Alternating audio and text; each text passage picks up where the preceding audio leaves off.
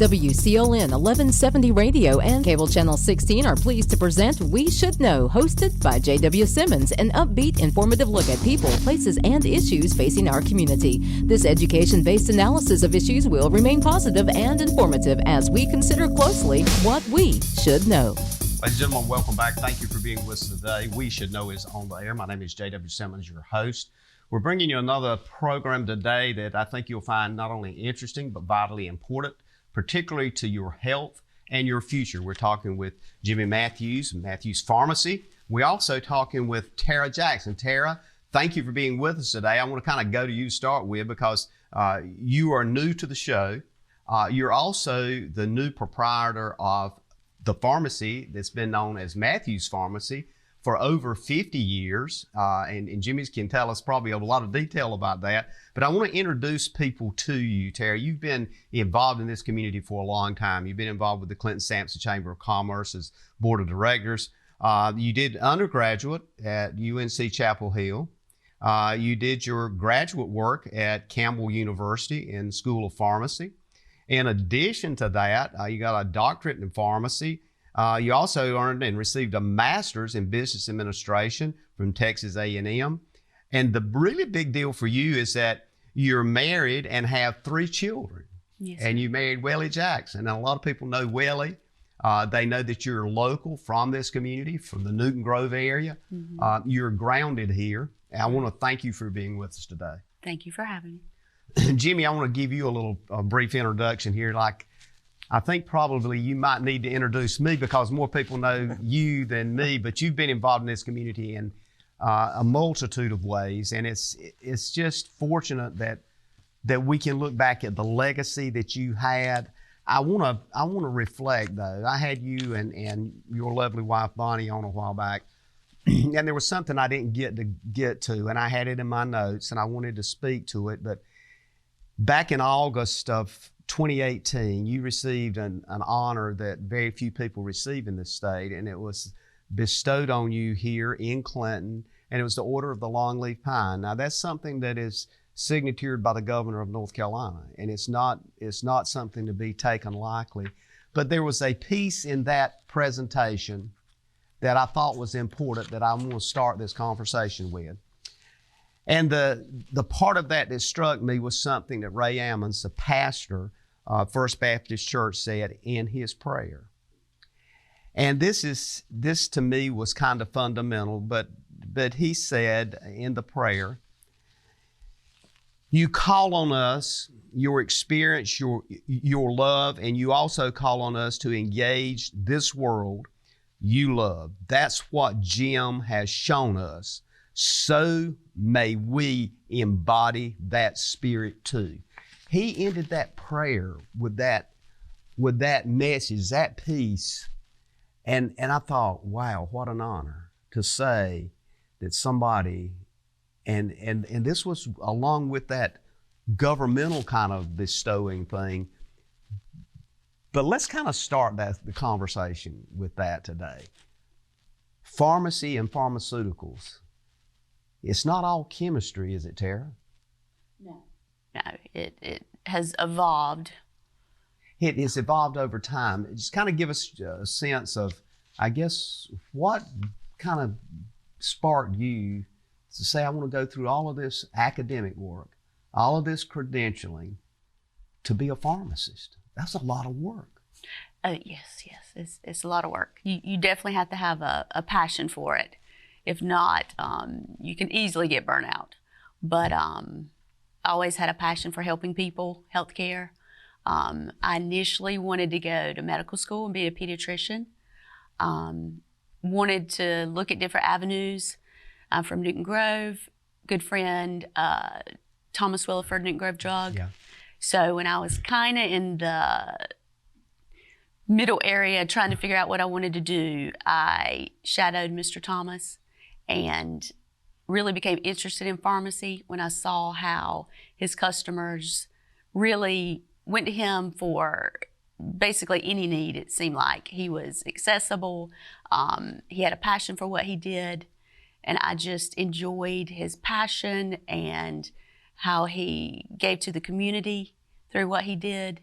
So that's what really made me become interested in pharmacy, is seeing Mr. Thomas and his relationship with his community and his customers. These we call them small pharmacies, but literally, you guys probably couldn't survive unless you didn't have a connection with kind of a larger group of people. And Jimmy, you've been able to make that happen over time. So your buying power and the availability of pharmaceuticals is there and that kind of thing.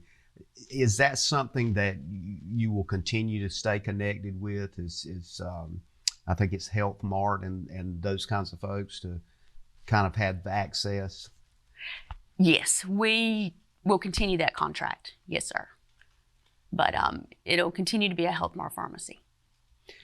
Jimmy, what does it mean when we're sitting here talking to the new business savvy lady here that's going to move this forward?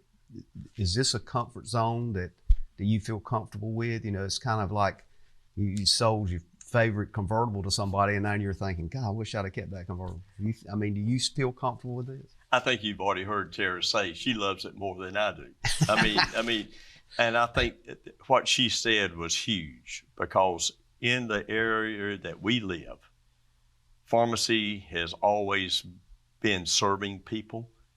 And like she said, Thomas and all the guys, even in this community through the years, were focused on helping people manage their health and get well. And so the passion is there. You understand that, and that's the success right there.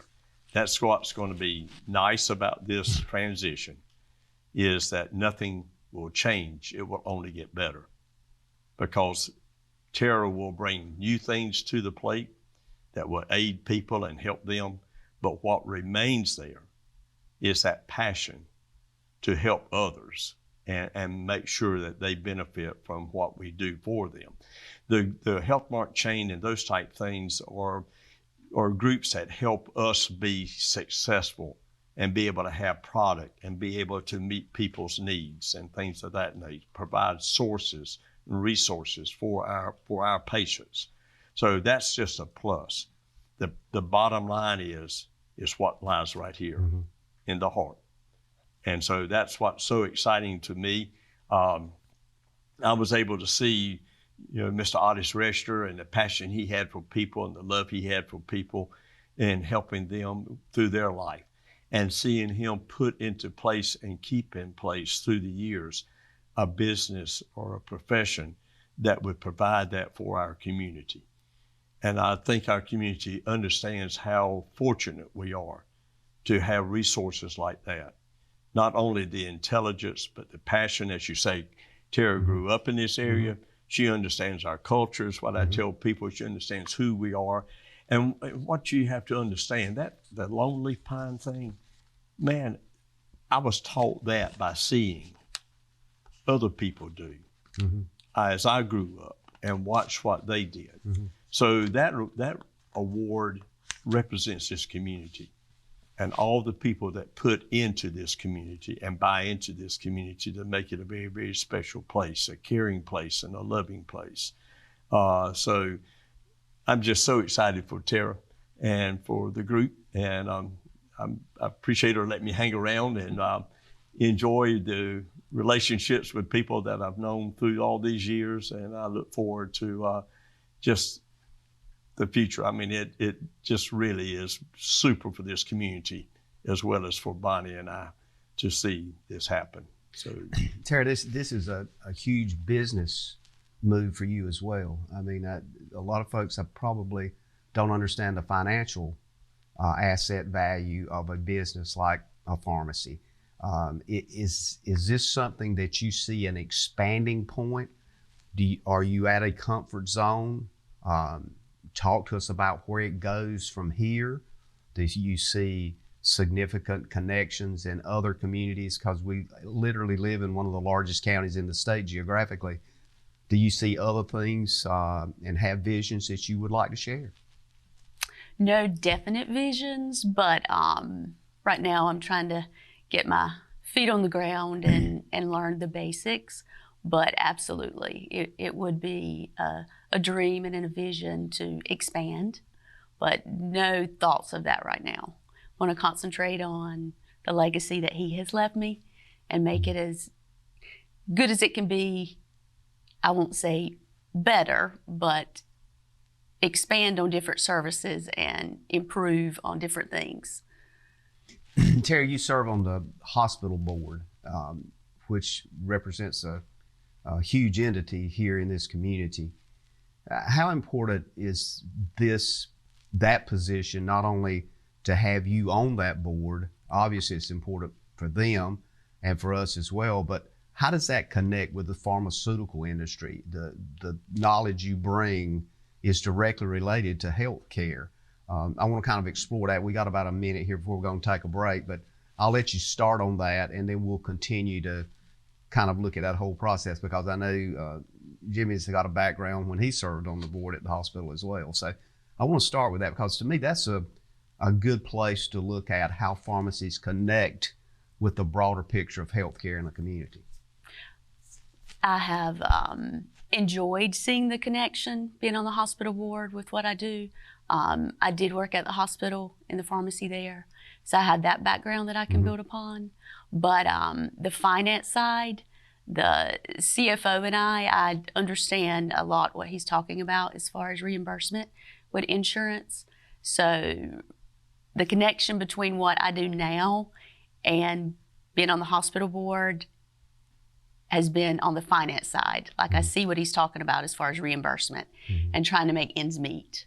And the analytics is a piece that we could also look at, because it's sometimes when I think about the fortunate piece of having a local hospital, we're one of the probably 5 or 6 in the state that still remain as a local entity. And talking with the CEO, Sean Houghton, a number of times in the past, it's kind of a struggle to keep funded. As we come back from break, I'd like to kind of continue this train of thought.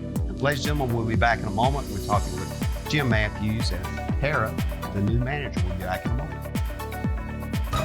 If you run a business, you need sales. To get sales, you need customers. To get customers, you need exposure. Let our team of experts craft and produce the perfect video ad to reach your intended audience while making the most of your advertising dollars. Call 1-800-706-6538 or visit starcom.net to contact our Star Communications production team and get your business moving to the next level. Ladies and gentlemen, welcome back. We Should Know is on there. J.W. Simmons, your host. We're talking with Tara Jackson, the manager and owner of Matthews Pharmacy. We're talking with Jim Matthews, also Jimmy Matthews. Jim, people call you 2 or 3 different names. I don't think that's aliases. It's just the way you get ladled out in the community. You are the heritage former owner of the Matthews Pharmacy. It has officially changed hands. Tara, as the owner of that operation and as a board member at Sampson Regional Medical Center, we went a while ago into that world of how that all connects. Let's expand that conversation and kind of get both your ideas on that. The inclusivity and connection of healthcare in a community with pharmacy, specialists, medical doctors, the Clinton Medical Clinic, other doctors in the community. How important is it to have that relationship already built? You were talking about that you actually worked at the pharmacy and at the Sampson Regional Medical Center in your history. How important is it for folks to understand how critical that is, that you have a window behind that curtain as well as dispensing pharmaceuticals? Well, Mr. Matthews, he brought up a good point at the break that we were discussing, how being in healthcare and being on a healthcare board gives me a unique behind-the-scenes view. We see things that the hospital does. We see how it positively affects patients, and we're there to make suggestions for improvement. So being on the healthcare, the business side of healthcare, has been beneficial. Being on the board, I know what the struggles the hospital goes through as far as reimbursement with insurance. And then I see the patients when they leave the hospital with a prescription. So I can see their view, their struggles. So I can report back the positives and the negatives that the hospital can build upon to offer more services, improve their services. Jimmy, I'm kind of pose this observation to you. What do we need to do in this community at large and to kind of create continued and better channels of communication from patient to hospital to pharmaceuticals to specialists? Are we at a good place? Do you see things that you'd like to see change from your history with over 50 years in the pharmaceutical industry that could be an improvement? JW, I think we're really, really blessed. I mean, I don't think we understand. When I went away to pharmacy school and I told kids that I was in school with that we had a hospital in this community, they went, "Do what?" I mean, we have been so blessed through the years with the hospital plus the doctors that we have. It's just incredible. Mm-hmm. So to me, what we do is we work together and we don't work against each other. There are a lot of challenges in the world today, and particularly in healthcare. It's controlled by people who have other goals, not locally, but on a big level.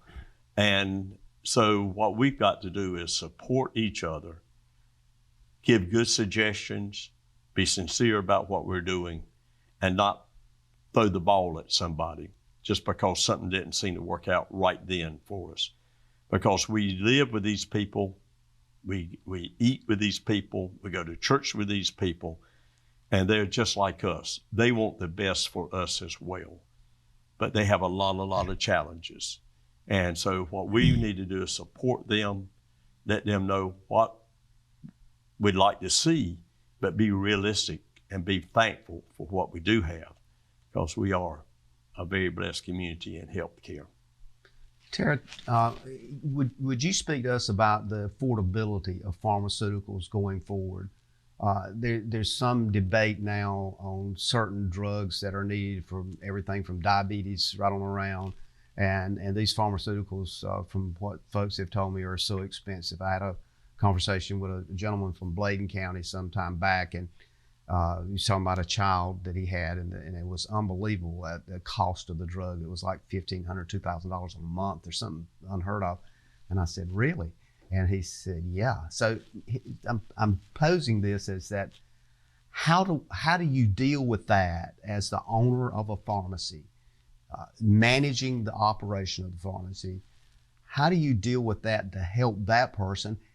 And is it just a lost cause? Does it get lost somewhere and folks say, "Well, you can't use that drug. You got to find another drug"? I could not imagine the weight of trying to help somebody deal with that. Yeah, the cost is out of our control as far as what the insurance charges, but something I think we're known for in the community is how our cash prices are economical. So we try to help people with economical cash prices, patients who don't have insurance cards to go through. Mm-hmm. Part of our role, if it's too expensive, we can contact the doctor and get them to change it to something more economical, something on their formulary. So it's a constant daily challenge, and sometimes our hands are tied. There's nothing we can do, but we do all we can do as far as getting it changed, cash price, coupon if the patient is eligible for a coupon. Mm-hmm. So there's a lot of behind the scene things that we can help with. But there reaches a point, and Jimmy, you might have faced this in the past, but there reaches a point that you just simply can't do. There's certain things you can't do. I mean, right. From a business point of view, to sustain that business view, you say, "Well, look, I'm going to take that on and I'm going to absorb the cost of that." You could be out of business within a matter of months as well. So there's a play here. Is there something that needs to intercede to change that? Does the government need to get involved? Does the community, need to get it? What needs to happen to change? Because I was thinking as I was listening, if I had a child that needed that, and it's human life. Mm-hmm. So how How do you look at that from the positions that you guys, that you've been in, Jimmy, and that you're now in, Tara? There's probably a lot of things we probably can't say behind the scenes that we can't say, but we do. We went into healthcare because we care about people and we want you to have what you need. So it is hard, and it is something that behind the scenes we work on as hard as we can. And you make a way. Absolutely. You make a way. Yeah, it's a challenge that we accept, and we don't stop till we get.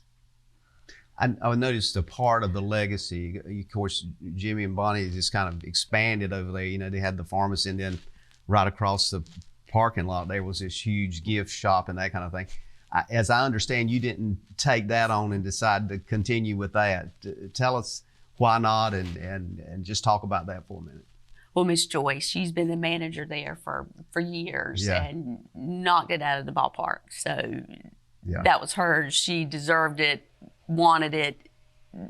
That was a perfect fit for her. And now that'll be moving downtown, I understand? Right. JJ, but it explained to you several years ago when we were looking to put a drive-through window in, and we wanted everything combined to stay together. God worked on that because I'm gonna tell you, as Tara's already reflected, there is enough on the plate in the pharmacy by itself right now in managing and helping people that you really don't have the time, because that's not where your focus needs to be.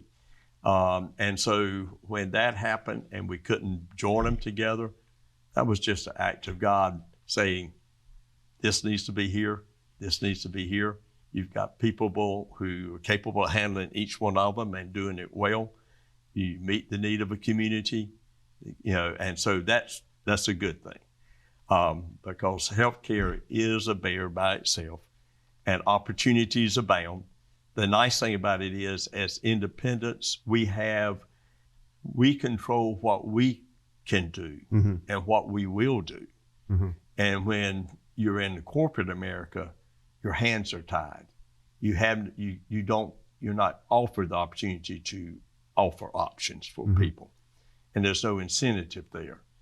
So the beauty of this situation in an independent pharmacy, you're accountable to yourself and to your patients, and therefore you can focus on that.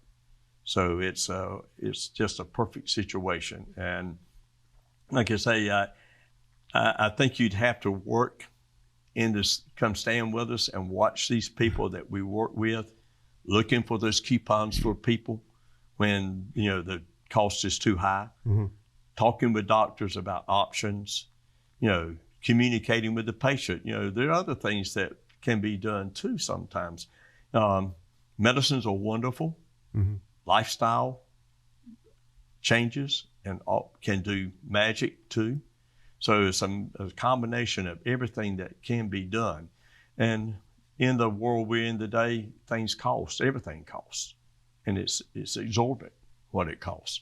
And as you say, if you want to have a heart attack, go to the refrigerator in our pharmacy and look at it packed full of medications that are thousands of dollars each box. I mean, it will give you heart failure and everything else at the same time. But you know, the beauty of it is there are good things happening, but there are also chances to help others. And that's what is the beauty of what we do, is it's so fulfilling.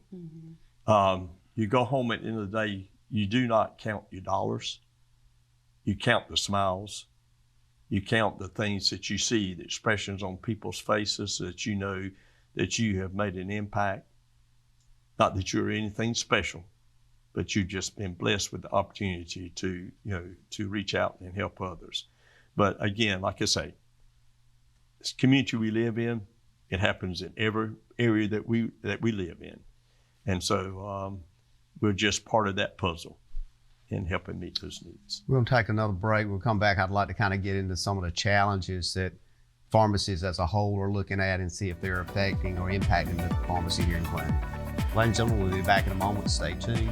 We're talking with Tara Jackson, the owner of Matthews Pharmacy, and Jimmy Matthews. We'll be back in a moment. Eastern North Carolina is a beautiful place where we gladly choose to call home, and we strive to provide the best communications services. STAR is committed to improving communications to all our service areas because we want to improve the communities where we not only work, but also live. STAR Communications. We are neighbors serving neighbors.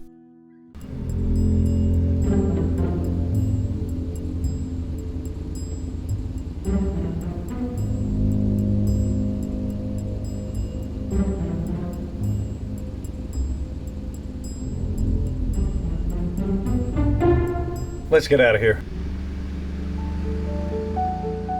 Protect what matters most in your life with security from STAR Communications. Ladies and gentlemen, welcome back. We Should Know's on there. We're talking with Tara Jackson, the owner, manager of Matthews Pharmacy, and also the legacy holder, Jimmy Matthews, Matthews Pharmacy. We're talking about all things pharmaceutical, stuff that we take, rub on us, that we have to get for our parents or that we get as senior citizens, anything that we ingest or have that is a chemical support for our well-being, Tara. And there's a lot of challenges that pharmacies have faced and are expecting to face. I want to talk about some of those. And one of them that strikes me that we alluded to earlier was the whole increasing specialty medications agenda. Do you see a lot of new medications coming out more than what we have in the past? We just went through COVID. There's all kinds of prescriptive drugs, needles, and this kind of thing involved. What do you see in your windshield as you look forward? Do you see pharmaceuticals increasing in diversity in number? And talk to us about that, and also availability. And how you can help us get what we need here in a rural community in Eastern North Carolina. As far as specialty medications, you have to have a special certificate to dispense specialty medications. So most of those are mail order. A lot of insurance companies force you to use a mail order specialty pharmacy. But we do have some specialty medications that we can get. When we can get them, usually the copay is pretty high. Mm-hmm. It's probably cheaper for them to go to a specialty pharmacy. But before I forget to reiterate what Mr. Matthews was talking about, how what we do, we have passion and dedication to, because we see you at the grocery store, we see you at church. I feel like independents are better at helping customers find a way to afford medications because we are typically a member of your community versus somebody that lives out of town that is working at a chain to fill in, so to speak. So I feel like because we're part of the community, we're more invested and we're more dedicated in trying to find a way to help you afford your medications, whether that be the cash price, help you find a coupon, recommend to the doctor something more economical that hadn't been thought about. So because we're so much a part of this community, we're more dedicated and passionate about helping you find something that's more affordable. Because when we see you at the grocery store, we want you to smile at us and say, thank you for helping me to be able to afford my groceries by getting me that coupon, or saying, maybe this is more economical and we'll do the same thing. We talked a little bit about this off air on break, but it was like there seems to be a need of understanding and as you said, relationship, and people do see you in different places, and they say, well, you know, what about the supply chain issue? We've heard everything from recently from the train stopping to UPS didn't get it to the door, but yet we also look at articles that say certain drugs have gone up over 1,200% in just the availability of that drug. The generics come to play. Are you able to stay as a quote independent and stay on top and have access, competitive access to a lot of the drugs that's out there? I feel like really we've been at an advantage with all the drugs that have recently become unavailable, like Tylenol liquid. I heard a lot of the bigger stores can't get. A lot of the bigger stores, their inventory is controlled by someone that's in an office, say in Chicago. So they're not as on top of inventory as we can be. But I feel like recently a big part of our job with the antibiotics like the amoxicillin, Omnicef, like a lot of kids' medications have become back ordered. So I feel like literally all day we constantly dial in and see if we can find some at our wholesaler and grab some. So I feel like we've been at an advantage with the medications that are hard to get because we are more invested in making sure we have what our customers need. Whereas some pharmacies may be fine saying, no, we don't have it. We went through this series historically, I remember years ago, and it's probably still exists too, is that there was a hesitancy about something called generics. The doctor prescribed a certain drug.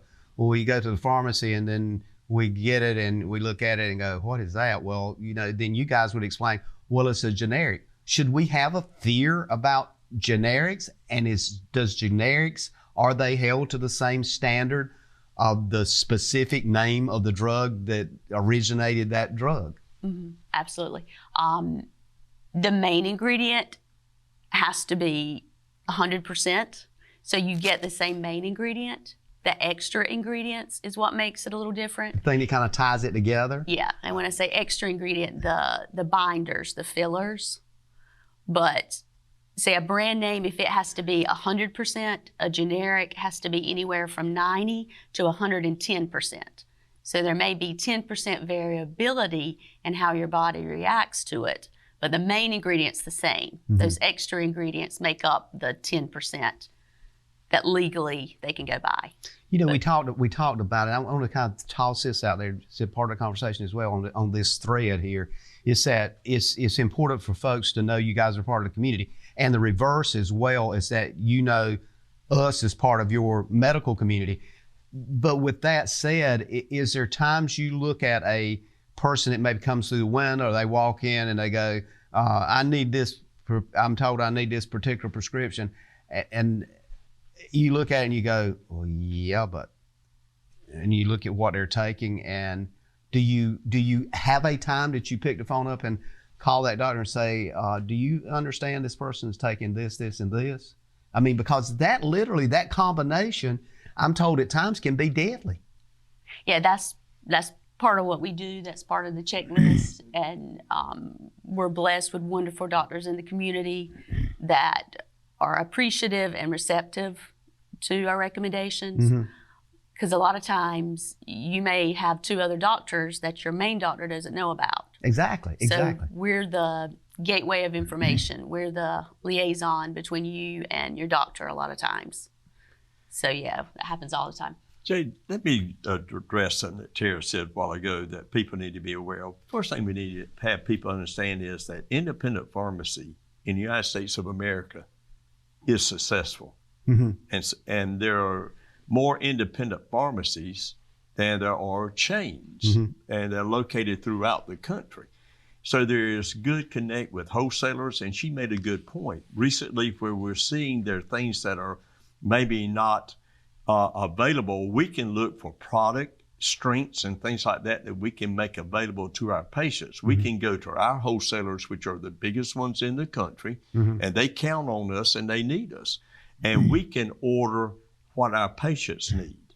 If I'm in a corporate situation, I have a controlled inventory, and I can only have certain things. I can't pick up the phone and order 12 extra or something just because I think my patient might need it. That's just a shortage of it. So that's the beauty of independent pharmacy across this country, and they are everywhere.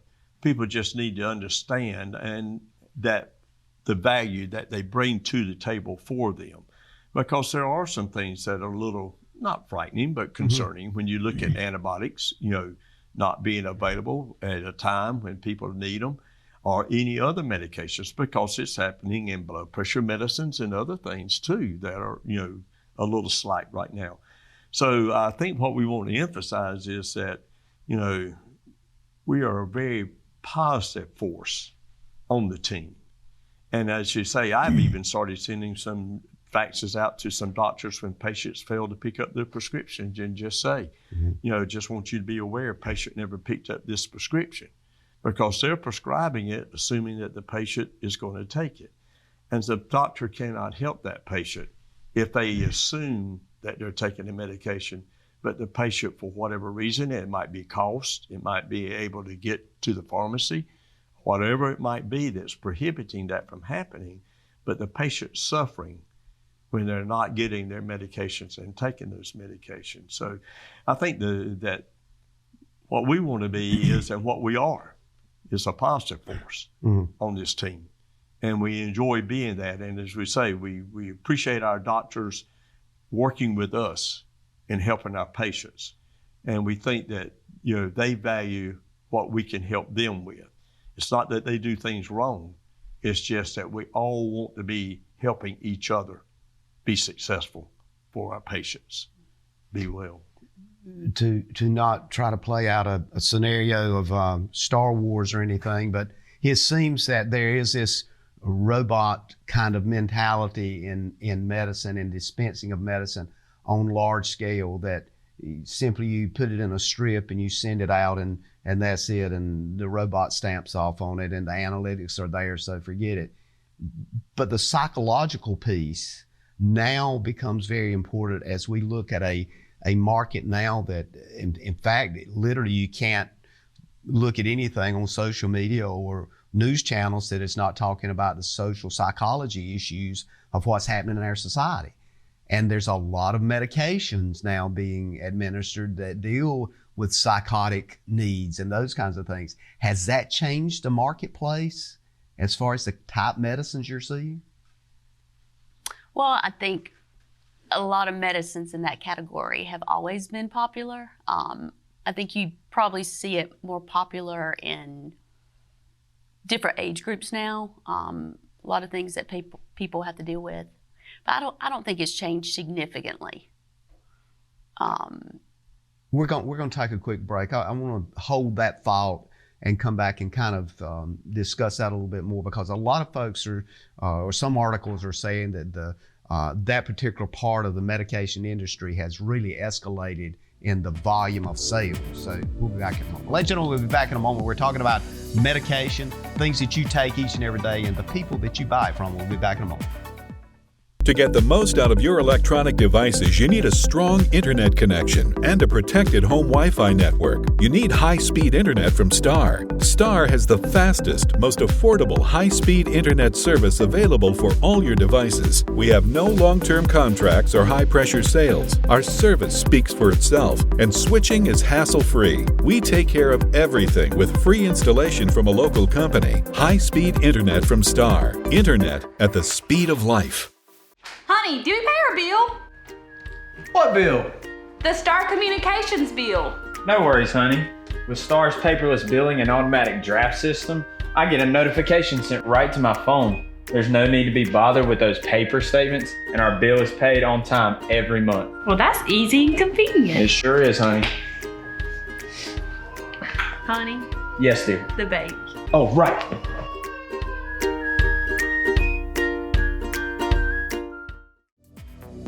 Ladies and gentlemen, welcome back. We're coming up on our last segment. Remember, our email address is weshouldknow.edu@gmail.com. We're talking about pharmaceuticals today. We're talking to the new owner of Matthews Pharmacy, and it's Tara Jackson, an owner, manager. Jimmy, should I look at her and say the person that's held accountable now? And that might be a reason a smile's on his face over there. I don't understand, Tara, but I want to try to take this last segment and get into some of the things that we've alluded to and talked about in this whole segment, which is the importance of knowing your pharmacist. And I'm sitting here looking at the pharmacists that folks recognize in this community and lived in this community and grew up there. So is there things that we look at when we look at all these things that's happening in medicine, everything from outdated information on databases to awareness of specific patient population needs, all of that kind of thing? that a person that we know can do better than some assimilated robot from some other city or urban area? I don't want to throw that niche of pharmacy under the bus, but for me personally, I would rather deal with someone who I can pick up the phone and talk to, see out in the community, part of the community, somebody who's invested in the community. That would be my preference. But I'm sure some people are fine with getting their medications out of the mailbox. Your vision for where Matthews Pharmacy is now, location-wise, geographically, is that a concrete set in your mind for the next few years? Do you see a different way of doing certain things, or is this pretty much kind of moving forward with the current legacy and maneuvering as needed? Kind of give us what your thoughts are that you can share now. And more of the second one, what you said, the moving forward with the legacy, because he obviously has built a great foundation. I mean, it's been there 50 plus years. So to build upon that and move forward with that, so continue to be a part of the community, continue with the current services that we offer, our immunizations, compounding, which is something different that we do compared to other local pharmacies. We're the only compounding pharmacy within an hour of here. So that has allowed us to serve a population that we've been pleased to serve. A lot of kids' medications, vet medications we can make. So it's allowed us to reach different populations. We do adherence packaging. So that has brought us new customers in, because we, as well as another local pharmacy, both offer that. We just offer it different ways. So continue with what we have, the foundation he's built, and improve on things if needed, and expand to offer more services or to grow the current services that we have. Talk to us about what you're seeing and what you kind of envision in the future as far as employability. I know you have a good staff over there. You have folks. In fact, Jimmy has set an example of trying to work with young people in the community that I've met a lot as I've gone through the drive-through over there. But is that something that's going to be challenging and more challenging to sustain a business model that allows some sense of profitability? Do you see there a weakening of that, where people just don't want to step up and go to work? Or, maybe it's what, like we've seen recently with the railroad situation, where people just say, I'm just not going to do it anymore, and shut down. Does that concern you? You think about employment? What we go through as far as employees is no different than any other industry. I think the biggest thing for me with employees, well, number one, no one will look at it how you look at it and how I look at it, Yeah. So I think the biggest challenge is making people be as passionate or see the importance of what we do. But I think we have a great staff that steps up when needed and are passionate about what they do. And if they're younger and don't quite see the importance of what we do and how, we need to make sure what we do is right and correct, they quickly learn that their role, even if it's a cashier or inventory, that's an important part of what we do. And they need to be proud and passionate about what they do, because it affects all of us. Do you have young people that are maybe in high school that maybe you see yourself in at some point in time to think, I might want to go and become a pharmacist, and they're looking at maybe an apprentice kind of thing where they say, I'd like to come and work with you for a while and see if I really like this before I start dedicating myself to this as a career. Do you have those students locally that you see? And Jimmy, maybe you can speak to that from looking in the past, because I know you hire a lot of younger people. Is that something that is a good point to discuss? Because I think folks maybe that listen to this show, parents of some of these children, might say, well, maybe you need to go and see if you can get a job at Matthews Pharmacy if you really like this business before you go in it. Yeah, we have, I know he has over the years employed a lot. So we have employees that are interested in either healthcare in general or in pharmacy. We have kids that shadow us, like can come and hang out for 2 or 3 hours. And I'm a big proponent of that because I remember what Mr. Thomas, shadowing him, what it did to me in my career path. So yes, we employ kids that are interested in pharmacy, and then we also have kids that come shadow us to kind of see if they're interested in that career path. Jimmy, that's been a very successful kind of program that you've had there, because I've seen a lot of kids, and sometimes I can tell, like, if they've just had a conversation with you, because you set certain expectations if they're talking to the public, and part of it is just being, pleasant and a smile on their face. One of the first things I used to ask employees, particularly young people, when they would interview with me, I'd look up at them and I'd say, "Do you have grandparents?" And they say, "Yeah." I said, "Do you love them?" And then I'd make them understand the majority of people you're going to encounter are going to be people like your grandparents or your parents. And I want to know that you care about them and that you want to help them. And I think to get an experience, we've had kids come who've gone on to med school, but they've come in and seen that part of it, the service, the medicines, the things like that, what they would be able to do for people. And so it is very, very rewarding. I mean, it may do them a lot of good, but it helps us. It keeps us young, keeps us viable. And so it's a very positive experience that we have when we have a blend of people like that. How do people learn? As you already said, we learn by doing and experiencing. And if we don't experience those things, there's no way to learn. So it's been a very nice journey that we've gone on. So we would invite anybody who thinks that they would want to be in healthcare of any level to come and talk with us about a job. So shadow, just come spend time with us, or come be on the payroll. Now, I'm going to tell you, healthcare has no schedule. People get sick, not by appointment. They get sick when they get sick. And that's what you have to understand. People need you 24/7, and they can't wait for you to open the door a lot of times. So you've got to be sensitive to what that need is where you are. Terry, do you see what you do as the owner, manager, what Jimmy just alluded to? Do you see this something that is going to be accessible? As he just pointed out, somebody may need a medication and nobody else is there. Is there a way they can call somebody? I mean, is there such a thing as opening the pharmacy after hours? Oh, absolutely. Absolutely. See that? I mean, that's huge.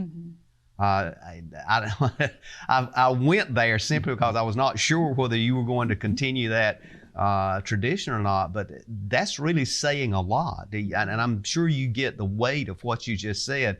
But as folks listen to that, that's critical, because there's times that you don't know. I mean, if you leave the ER or you went to a specialty clinic and they say you need this, within the next 12 hours, they can call the number and boom, somebody will meet them down there and take care of it. Right. Well, if we're going to be a part of your healthcare team, we're going to be a part of your healthcare team. And like he said, it has no schedule. So if that's 2:00 in the morning, that's part of being your healthcare team. So absolutely. The next question, delivery, and I'll try to get this in because we're coming to closure, but this idea of delivering drugs to those people that can't get out, is that still something that, I know this guy right here did that a lot. Is that something you're going to continue to do? Yes, sir. Yes, sir. That's a part of it, and that's another one of those services I was talking about that we offer and will continue to offer. Yeah, that's a non-negotiable service. That personalized care. Right. And it goes along with the package of once you get in the system, in your database, you become part of that family of care that Matthews Pharmacy has done for over 50 years. Now it's going to be Tara Jackson and her replication of some of that. But the new twist, there will be some new twists, I'm sure. As far as services? Yes.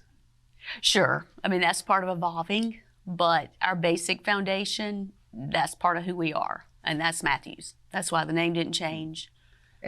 And the name will not change. That's what I just heard you say? No. We'll maintain Matthews Pharmacy. Mm-hmm. It was a requirement. Yeah. Yeah. But it's funny. We got about 10 seconds. So. Never mentioned it to you, but Miss Bonnie, I think she was shocked to hear when I said Matthews, that it was going to continue to be that name. And I was like, that was part of who we are and who we'll continue to be. Well, I think that expectation has been... Well, 10 seconds. I'm excited about the future, and I want to walk this street and people say, they're doing it better than you did. I mean, that's going to be my dream. Absolutely. And I know it will happen. Okay. Tara, your 5 seconds right now, if you can give it to me real quick. Well, it's an honor and a blessing to be given this legacy. Well, I want to thank both of you for being with us today. It's been an interesting conversation, and hopefully we can come back and explore some of these other topics as you move forward. Ladies and gentlemen, thank you for being with us. We look forward to seeing you again next week right here. And as always, may God bless. Thank you for tuning in to this week's episode of We Should Know with host J.W. Simmons. If you have a question, comment, or suggestion regarding this or any episode, please send your emails to weshouldknowedu@gmail.com. And remember to tune in every Tuesday at 2:30 for another informative episode of We Should Know.